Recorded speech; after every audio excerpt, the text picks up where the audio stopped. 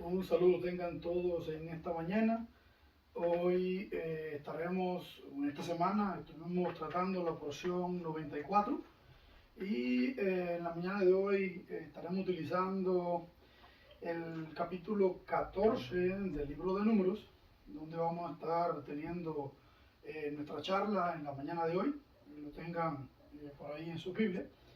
Y utilizaremos la Biblia textual como hace mucho tiempo venimos utilizando una de las versiones que vamos a estar leyendo acá. Y para comenzar, vamos a hacer una analogía, pudiéramos decir, o cuando una persona va por un camino difícil que no conoce y alguien que ya pasó por ese camino y se lo topa de regreso y le dice, bueno, que hay dos cosas que va a enfrentar en ese camino que él no conoce, que es un león y una pradera. Le dice, bueno, ¿con cuál de estas dos cosas quiere que te dé más detalle? ¿Cuál tú prefieres que te cuenten? En este caso, interesante, ¿no? Porque, bueno, por un lado, una cosa representa los peligros y otro, las cosas bonitas que pudieran pasar en ese camino. Parecido a esto fue la tarea de los espías, que tenían que hacer un reporte para la conquista y así preparar mejor todo lo que tenía que ver con el trabajo que tenían pendiente para hacer, o sea, que era la conquista de la tierra que el Señor le había prometido.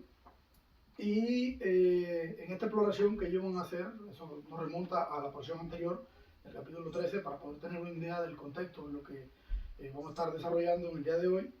Ellos tenían que ir a explorar la tierra para tener una mejor idea a la hora de planificar la manera en la que iban a ir, a lo que se enfrentaban, cómo era la tierra, saber un poco a lo que se iban a enfrentar en días posteriores y así poder tener una mejor manera para prepararse. Dice que en el capítulo 13 que subieron, recogieron la tierra, exploraron la tierra, regresaron con una información sobre todo lo que habían visto y mostraron el fruto que había traído del país o diferentes frutos que habían encontrado en el país para mostrarle a los líderes y a la nación, los líderes y la nación de Israel, de que realmente esa tierra, y una frase interesante, dice, la tierra a la que nos enviaste está fluyendo leche y miel. Ved aquí sus frutos. Esa era la buena noticia que ellos traían. Y hasta aquí todo bien. Pero en el versículo 28 de ese capítulo 13 también ya empiezan los peros. Dice, y el pueblo que habita en esa tierra es fuerte, y las ciudades han sido fortificadas y son muy grandes. Y allí vimos a los descendientes de Anac, y da una descripción de dónde vivía cada grupo o cada pueblo, los amalecitas, el eteo, los jebuseos, cómo estaban distribuidos en aquel territorio. Pero aquí interesante, ¿no?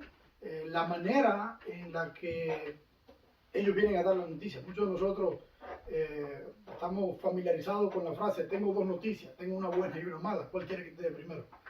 Entonces, bueno, ahí es cuestión de la persona, lo que va a escoger que le digan, ¿ves? Pero bueno, aquí hay algo interesante porque todo esto simplemente lo que crea es una expectativa y nos va a dar a nosotros una perspectiva en la manera en la que nosotros vamos a traer un informe, o en este caso los espías, que ellos mandaron la perspectiva que tenían. Porque es como decirte, te voy a dar una noticia buena y encima te voy a echar un cubo de agua. ¿Ves? Hay dos diferentes maneras en las que podemos nosotros abordar este tema. Te puedo dar esa noticia que es mala, pero te puedo traer una posible solución. Pero en este caso nosotros lo que los espías estaban haciendo es que trajeron todo lo que era bueno y después te dejaron caer el cubo de agua fría, como decimos nosotros en cubano.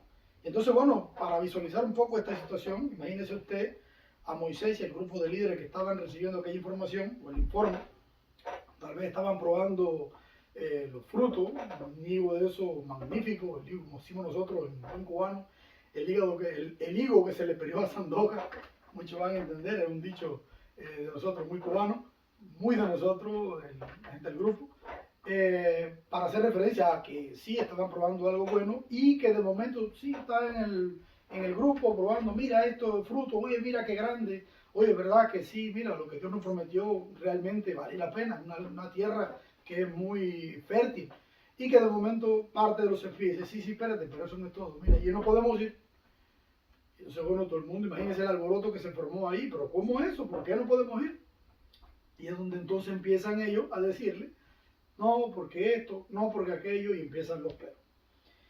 Entonces en ese momento viene la intervención de Caleb, donde trató de apaciguar un poco a ese grupo, dice en ese versículo 28, un poquito más adelante, dice que trató de apaciguar al pueblo en presencia de Moisés, lo que nos da a nosotros la idea de que era un grupo tal vez pequeño o más pequeño de todo el pueblo de Israel. O sea, podemos entender que no estaba toda la nación de Israel en ese momento allí. Imagino que serían, esto es mi forma de entenderlo, ¿no? Por lo que dice acá el texto, dice que el pueblo en presencia de Moisés, o sea, aquellos que estaban recibiendo aquella información o el informe de los espías, se alborotaron. Dice que Caleb trató de apaciguarlo y simplemente dio un consejo o a ese consejo de líderes, a ese grupo que estaba ahí, le dice, oye, subamos ya y conquistémosla nosotros, o sea, podremos con ella, una manera de alentar, ¿ves? Y es acá donde yo comenzaba, o nosotros podemos ver esas dos perspectivas que son diferentes, incluso en la forma de reportar cualquier información. Una que va a estar teniendo en cuenta que Dios los había mandado a conquistar esa tierra, y otra que se va a enfocar en la debilidad o en el problema.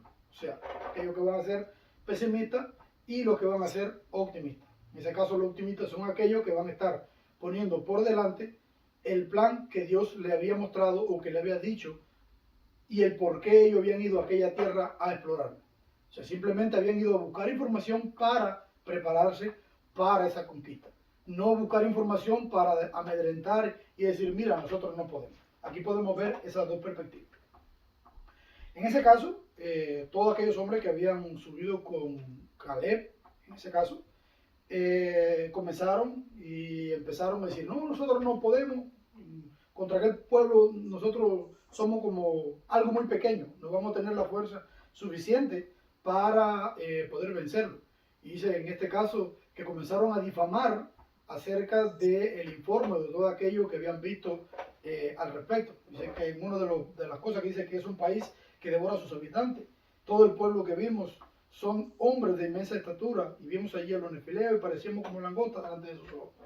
Es interesante cómo una forma de decirlo. Yo me hacía la pregunta, bueno, ¿realmente ustedes vieron, en este caso, o sea, una forma literaria de decir que el pueblo devora a sus habitantes? No es que la tierra se lo tragaba, sino que empezaron a hablar cosas ya un poco malas acerca de la tierra, que acababan de decir que fluía leche y miel. O sea, yo he visto algo que era bueno, pero no era tan bueno.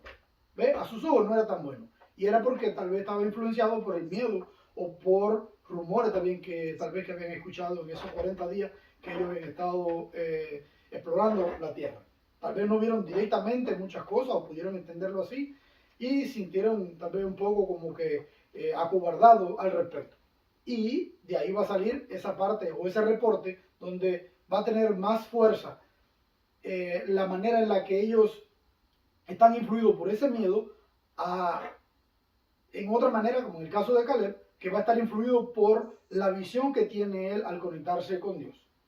Y es aquí donde todo comienza a tener un poco, digamos, de sentido, porque a partir de lo que nosotros tenemos en nuestro interior, nuestras acciones, nuestra forma de conducirnos, van a mostrar dos caminos diferentes por donde estamos transitando nosotros. O sea, uno va a ser de acuerdo con el plan de Dios y otro se va a desviar de este plan de Dios. Ambos caminos tendrán desenlaces diferentes, ya que su propósito y conexión con la visión y el plan de Dios o en desconexión a este, lo va a llevar a un desenlace muy diferente. Y entonces, basado en esto, hoy queremos hablar sobre algunas características que van a proyectar la conexión de un siervo de Dios con la visión y el plan de Dios. Y la diferencia en la forma de actuar en desconexión con esta visión. O sea, el tema que vamos a estar tratando hoy es esas características que van a proyectar la conexión de un siervo de Dios con la visión y el plan de Dios. Y para eso, la primera característica que vamos a encontrar en este pasaje del capítulo 14 del libro de Números, la vamos a encontrar en los versos del 5 al 7 y en los versos del 17 al 19. Y la característica que vamos a proyectar aquí, o que vamos a poder encontrar y ver, es que un siervo de Dios se para en la brecha e interceden delante de Dios a favor de los descarriados. Esa es la primera característica que proyecta nuestra conexión con la visión y el plan de Dios. Y para eso vamos a leer aquí, y es interesante porque vamos a estar viendo dos momentos diferentes dentro de eso que vamos a estar leyendo, todo pasaje que vamos a estar leyendo. Dice el primer pasaje, que es el que se encuentra en los versículos del 5 al 7. Dice: y en presencia de toda la congregación de los hijos de Israel, Moisés y Aarón cayeron sobre sus rostros, y Josué ben Nun y Caleb ben Jefoné, que eran de los que habían explorado la tierra, rasgaron sus vestidos y hablaron a toda la asamblea de los hijos de Israel, diciendo: la tierra que exploramos es una buena tierra en gran manera. Y dice el versículo 17 el versículo 17 y 18, dice: ahora, oh Adonai, engrandezca de tu poder, tal como hablaste diciendo: lento para la ira, Adonai, lento para la ira y grande en misericordia, que carga con la iniquidad y la transgresión, pero de ningún modo tiene por inocente al culpable, y visita la iniquidad de los padres sobre los hijos, sobre terceros y cuartos. Y interesantemente aquí el 19 dice: perdona la iniquidad de este pueblo según la grandeza de tu misericordia, conforme has cargado con este pueblo desde Egipto hasta aquí. En un primer momento podemos ver un pueblo que está en pánico, nadie quiere razonar, y cuando alguien llama a la reflexión, lo quieren linchar, o sea, lo quieren matar, lo quieren asesinar. Pero aún así, en este caso, Moisés y Aarón, Caleb y Josué, se pusieron en la brecha y aguantaron la presión del pueblo alborotado y de todos aquellos que lo querían matar por querer convencer al pueblo de que Dios con ellos podían conquistar aquella tierra. Ellos estaban conectados con la promesa y con la visión y el plan de Dios, y actuaron en consecuencia. Es lo que podemos ver en esos primeros versículos del 5 al 7. El segundo momento es esa intervención de Moisés en ese diálogo que tiene Moisés con Dios, a partir del versículo 11 al 16, y termina con una petición que hace Moisés a Dios en el versículo 19, que es donde le dice: perdona la iniquidad de este pueblo según la grandeza de tu misericordia. Esa intervención de Moisés ante Dios es un diálogo a favor del pueblo que termina con esa súplica. Y podemos ver, por otra parte, para ilustrarlo mejor, la diferencia con lo que hace un líder desconectado de la visión y el plan de Dios. Y es que murmura contra Dios y contra sus líderes. Y para eso vamos a buscar en el capítulo 14, en los versos del verso 2 y en el verso 26, vamos a ver qué nos dice. Dice: y todos los hijos de Israel murmuraron contra Moisés y Aarón, y toda la asamblea les dijo: ojalá hubiéramos muerto en la tierra de Egipto, ojalá muriéramos en este desierto. Dice el versículo 26: y habló Adonai a Moisés y a Aarón diciendo: ¿hasta cuándo esta congregación perversa murmurará contra mí? He oído las murmuraciones de los hijos de Israel con que murmuran contra mí. Estos líderes son los que más la gente convence, o sea, los que más convencen a la gente de forma general.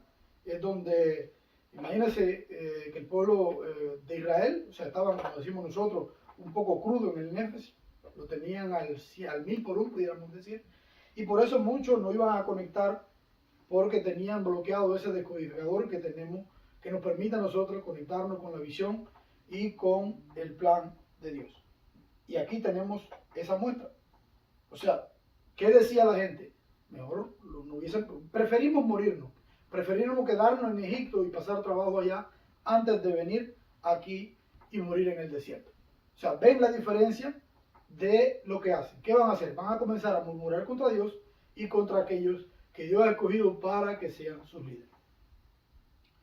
La segunda característica que proyecta nuestra conexión con la visión y el plan de Dios la vamos a encontrar en los versículos 7 y 8. Y es que un siervo de Dios habla la verdad, visualiza y conecta con el plan y la visión de Dios. Veamos aquí que dice el versículo 7 y 8. Y está hablando aquí de Josué y Caleb, que eran de los que habían explorado la tierra. Dice, y hablaron a toda la asamblea de los hijos de Israel diciendo, en este caso Josué y Caleb, hablaron a toda la asamblea de los hijos de Israel diciendo, la tierra que exploramos es una tierra buena en gran manera. Si Adonai se agrada de nosotros, Él nos introducirá en esta tierra y nos las entregará. Es una tierra que fluye leche y miel. ¿Y cuál era la verdad? ¿Por qué yo digo que acá, o por qué no digo yo? Eso lo dice la Escritura. ¿Por qué podemos nosotros visualizar que un líder conectado, un siervo de Dios, siempre va a hablar la verdad? Porque eso fue lo que Dios le prometió a ellos. Dios le dijo, vayan allí, que esa tierra es buena, una tierra que fluye leche y miel. Y dice, bueno, la tierra que exploramos es una tierra buena en gran manera. Dice, esa es la verdad, o sea, parte de esa verdad. Y la conexión con el plan de Dios en este caso es donde dice, bueno, si Dios se agrada de nosotros, Él nos introducirá en esta tierra y nos las entregará. Ahí están esos dos momentos, donde Él visualiza y conecta con el plan o la visión de Dios. Dios no le dijo que era una tierra que fluía leche y miel por el gusto. O sea, Dios les dice esto y ellos fueron allí y estuvieron explorando donde todo, de todo el territorio, fueron a diferentes lugares. Me imagino que uno fueran por un lugar a explorar una parte, otro grupo fuera hacia otro lugar.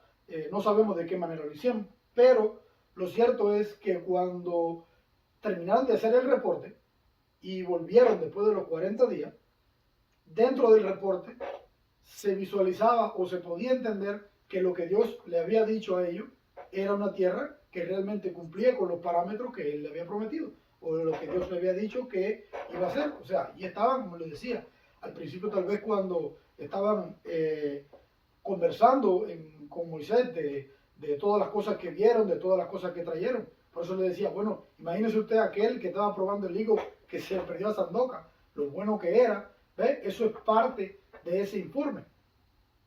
Y entonces, bueno, aparte de eso, habían otras 10 personas que habían traído un informe que podía confirmar que todo lo que ellos le estaban diciendo a ellos, de que aquella tierra realmente fluía leche y miel, que era una tierra buena, que cumplía con las características que Dios le había dicho que tenía, que se le iba a regalar, podían confirmarlo con ese informe. ¿Qué solamente faltaba? Bueno, faltaba conectar con el plan de Dios, que es lo que vemos ahí en el versículo 8. Si a Dios, si a Adonai se agrada de nosotros, Él nos introducirá en esa tierra y nos las entregará. Solo faltaba esperar y que Dios diera la orden para entrar con todo. Era Dios quien lo iba a hacer, no iban a hacer ellos. Lo había traído hasta este lugar desde Egipto y cuántas cosas habrían pasado. O sea, solo faltaba esperar un poco en Dios. Ellos venían desde Egipto, sabían todo lo que habían pasado en Egipto, cómo Dios lo había sacado de Egipto y el poder que Dios tenía. Lo único que le faltaba era esperar un poquito para que Dios lo introdujera en aquella tierra. Era lo único que tenían que hacer.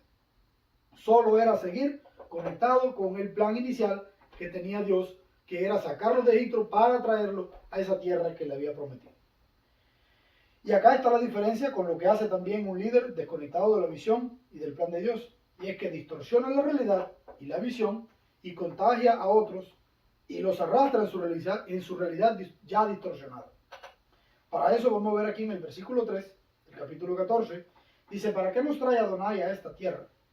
¿Para caer a espada y que nuestras mujeres y nuestros pequeños sirvan de presa?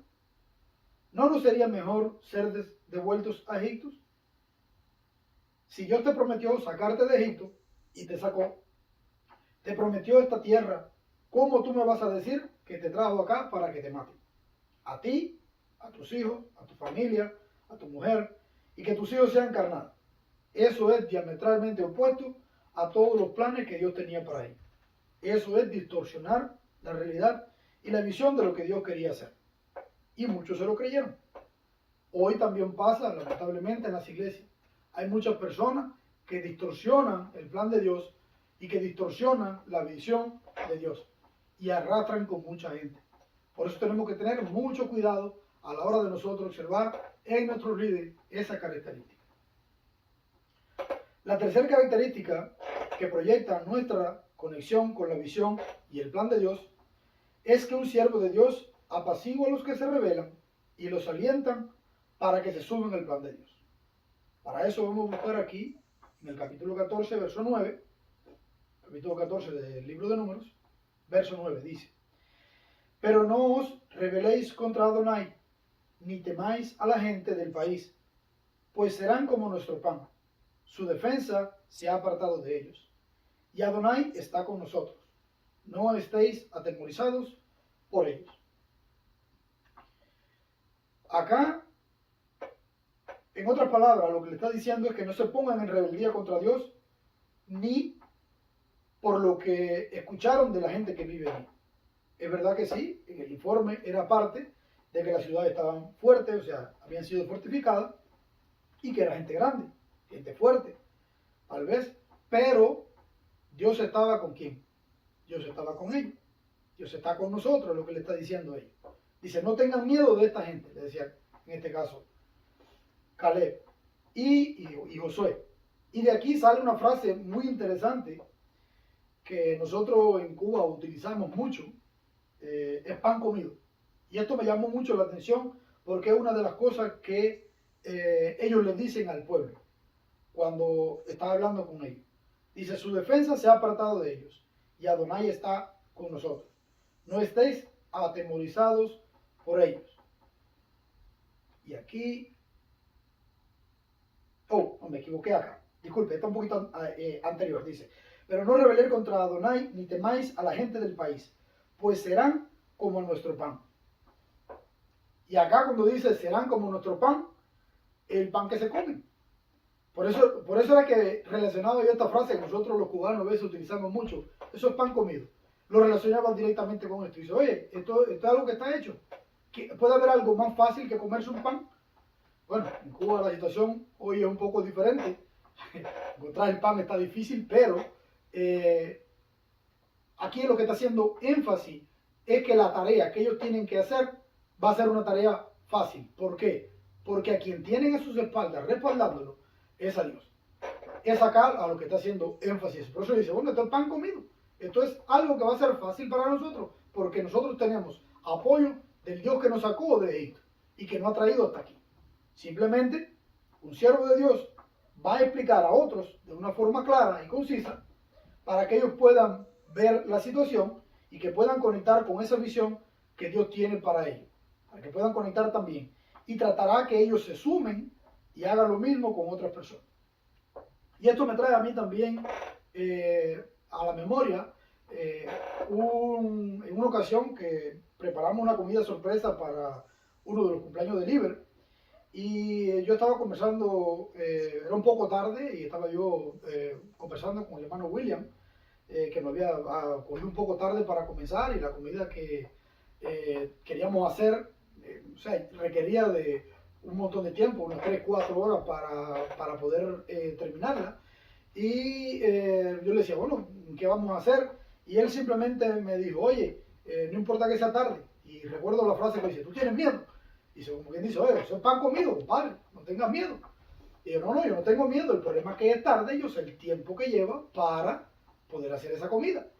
Y dice, no, vete para allá y comienza tú, que nosotros poco a poco nos vamos a ir reuniendo, cada cual va a ir a su tiempo llegando y todos se van a unir en ese plan para poder llevar a cabo lo que se había planificado.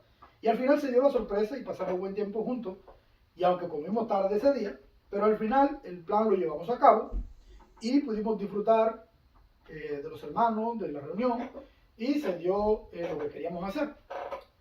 Y acá el punto es que aunque a veces pudiera verse de alguna manera que uno tiene como miedo a fallar o miedo que el plan que uno ha hecho no se dé, simplemente tiene que comenzar a caminar en él y van a haber personas que se van a ir sumando y te van a ayudar a poder llevar ese plan a cabo. Eso es para poder, digamos, resaltar lo que estaba pasando también allí con lo que iba a pasar. O sea, Dios los mandó a ellos a que exploraran la tierra para que les fuera un poco más fácil y ya poquito a poco lo único que tenían era que hacer, ok, va a haber gente siempre que tiene miedo, va a haber personas que siempre que se van a acobardar dicen, no, yo no puedo, pero cuando ellos ven que son mayoría los que dicen, sí, nosotros sí podemos, ellos van a tratar de unirse y se van a mezclar entre ellos para poder seguir adelante con ese plan que Dios ya tenía a cabo en este caso. Iban a ir sumándose. Y eso es lo que realmente hace un líder. Un líder va a tratar de hablar contigo, te va a convencer y va a tratar de que tú te sumes y a la vez que tú te sumes, tú vas a tratar de hacer lo mismo con otras personas. Es tratar de involucrar a más personas para poder llevar a cabo ese plan. Otra de las características, en este caso la cuarta, que proyecta una conexión con la visión y el plan de Dios, es que un siervo de Dios se mantiene en integridad. Esto lo vamos a ver en el capítulo 14 de Números, versículo 24. Y dice así, pero mi siervo Caleb, por cuanto hubo otro espíritu en él y fue íntegro conmigo, lo introduciré en la tierra donde entró y su descendencia tomará posesión de ella.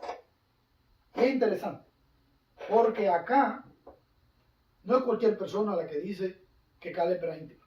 Es el mismo Dios quien lo dice. Dice que su siervo Caleb es íntegro. Y lo mismo pasa con Job. Podemos recordar esa historia donde Dios, conversando con el opositor, le dice, ¿observaste a mi siervo Job, que es íntegro en todos sus caminos? Allá en Job, versículo 1:1. O sea, esto me llamaba a mí la atención y yo me preguntaba, ¿qué es una persona íntegra?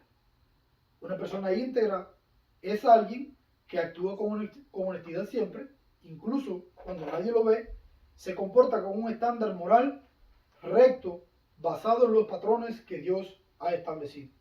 Eso es una persona íntegra. Una persona que es coherente entre lo que piensa, lo que dice y lo que hace. Una persona que respeta a los demás y toma decisiones justas. No engaña, tiene principios firmes y no traiciona por conveniencia. Y recientemente me venía a la mente, leyendo un post hace un día, algo que alguien comentaba en el Facebook acerca de Tulsi Gabbard, la directora del DNI, donde pueden buscar un poco acerca de lo que esta señora está haciendo y por lo que está pasando ahora, porque de alguna manera ella expone las cosas como son. Cuando la descubre, habla sin miedo a la presión social o a la presión política. Y hay que ver también cuál será su desempeño en el futuro. O sea, no estoy tomando esto como un ejemplo de integridad, sino para ejemplificarlo. O sea, es una persona que cuando descubre algo no lo va a ocultar. Eso es ser una persona íntegra. Va a exponer sin reparar en el daño que pudiera tener para su integridad física o cómo pudiera ser atacado. Simplemente va a exponer esa verdad, sin importar cuáles son las consecuencias. Esa es la manera en la que una persona íntegra actuaría. A diferencia de lo que hace un líder desconectado de la visión y el plan de Dios, en este caso, aterrizándolo en la Escritura, que dice que se atemorizan fácilmente y son desviados de seguir a Adonai. Ceden ante el chantaje emocional de los otros. Para eso vamos a apoyarnos en el versículo 4 del capítulo 14, donde dice, y cada cual decía a su hermano, pongamos un caudillo y regresemos a Egipto. Son impacientes, toman decisiones que van en contra del plan de Dios, y en su rebeldía tratan de alinearse al plan de Dios y reconocer su transgresión solamente cuando para ellos ya hay un veredicto que no es favorable para ellos. Es la triste realidad. Estas personas que están en desconexión de Dios siempre van a tratar de tomar decisiones alternativas que van a ir diametralmente oponiéndose a lo que Dios ha establecido. Y aquellas personas que son íntegras van a ser aquellas personas que se van a mantener en la brecha, que se van a mantener firmes en su posición porque saben que han decidido vivir de una manera donde lo principal es serle fiel a Dios, porque saben que las promesas de Dios son fieles. Y a manera de conclusión, o para resumir, escojamos esa característica de aquellos que conectan con el plan y con la visión de Dios y que se mantuvieron firmes. Es el llamado que yo me hago y que le hago a cada uno de ustedes en el día de hoy, es que seamos esos siervos de Dios que son capaces de pararse en la brecha, no solo para hacer frente a aquellos que se rebelan contra Dios y sus líderes, sino para interceder de la misma manera que lo hizo Moisés ante Dios por esos que están siendo arrastrados por aquellos que están en rebeldía. Ser esos siervos capaces de visualizar y conectar con el plan de Dios, ayudándose a otros a conectar también. Esos siervos que se mantienen firmes en integridad y no ceden ante la presión social, el chantaje emocional de aquellos que andan en rebeldía. Que Dios nos ayude a estar firmes en Él y que nuestro desenlace sea como el de Caleb y Josué, que fueron los únicos en alcanzar esa promesa de todos los de su generación y de los que fueron a explorar esa tierra. Que Dios le bendiga.